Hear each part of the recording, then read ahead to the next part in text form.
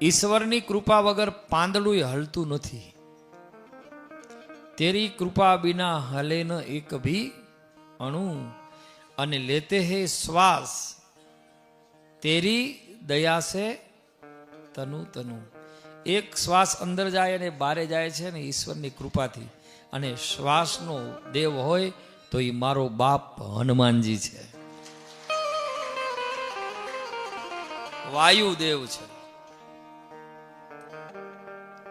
એટલે પૂજ્ય બાપુએ કહ્યું કે હનુમાનજીની ભક્તિ કરીએ.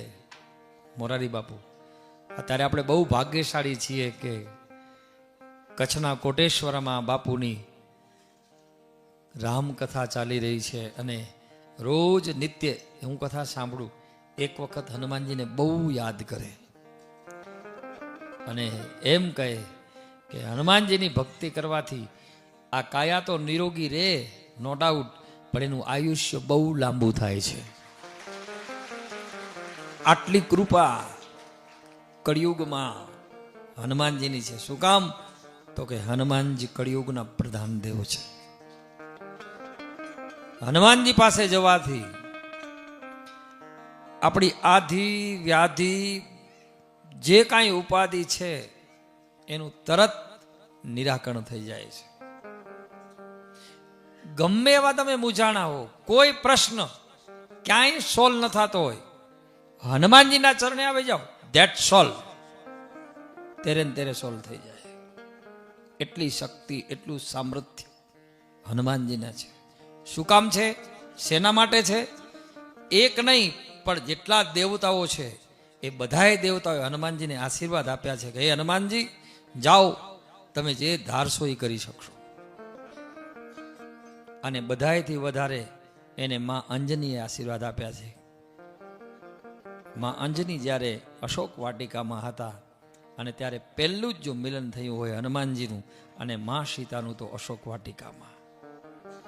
માતાજી ગમમાં હતા અને ત્યારે હનુમાનજીએ સુંદર સમાચાર આપ્યા કે માં ચિંતા કરશો નહીં, હું રામનો મોકલેલો દૂત છું અને થોડા જ સમયમાં માં મારો રામ તમને લેવા માટે આવી રહ્યો છે.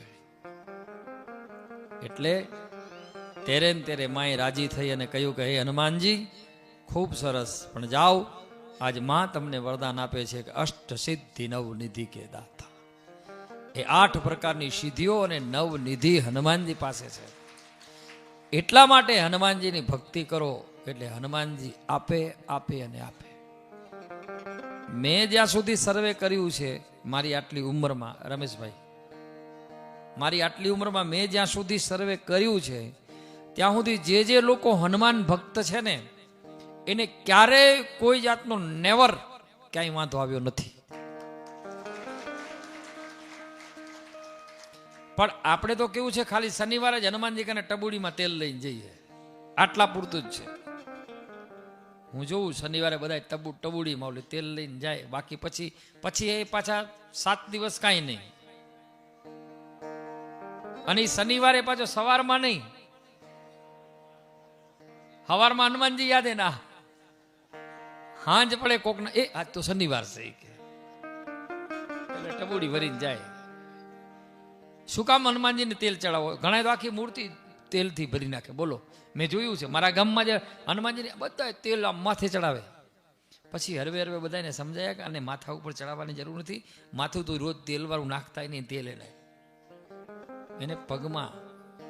અને હનુમાનજીના પગમાં તેલ ચડાવવાથી હનુમાનજીની પીડા ના જાય, આપણી પીડા જતી રહે. આજે જેના ગુડા દુઃખ થાય અખતરો કરજો. હનુમાનજીને તેલ આમ જે હોય લઈ લેવાનું, ગામડામાં હનુમાનજીનું ચડાવેલું તેલ હોય ને, નીચે વાટકો રાખ્યો હોય ને પછી એમાંથી થોડુંક તેલ લઈ આવવાનું ઘરે. 200 ગ્રામ તેલ ચડાવી આવવાનું, 1 પાવરી 50 ગ્રામ લઈ આવવાનું. પછી મંગળવાર ને શનિવાર જ્યાં ગુડા દુખતા હોય હનુમાનજીનું નાસે રોગ હરે સબ પીડા, નાસે રોગ હરે સબ પીડા બોલતા બોલતા લગાડવાનું. અને તમે હૈયાના ભાવથી કરશો હાકોઠો તો મારો હનુમાન ચોક્કસ સાંભળશે. સાહેબ, ઓપરેશન નહીં કરાવવું પડે, તમારું દર્દ એમને મટી જશે. નકા તો તુલસીદાસની બધી ચોપાઈઓ ખોટી પડે. હરેક સમસ્યાનું સમાધાન એક જ હનુમાન ચાલીસામાં છે. હનુમાન ચાલીસા એટલા માટે જ તુલસીદાસે લખી ટૂંકી કે કળિયુગમાં લોકો કદાચ સુંદરકાંડનો આશ્રય નહીં લઈ શકે, આખી રામાયણ નહીં સાંભળી શકે, નહીં કરી શકે, પણ હું એવી હનુમાન ચાલીસા બનાવું. અને હનુમાન ચાલીસા છે ને પોતે અનુભવ કરી, પોતે જે બધું જ કમ્પ્લીટ કરી અને સમાજની સામે મૂકી છે. અને હનુમાન ચાલીસા કોઈ મેલમાં નથી લખાણી, હનુમાન ચાલીસા જેલમાં લખાણી છે.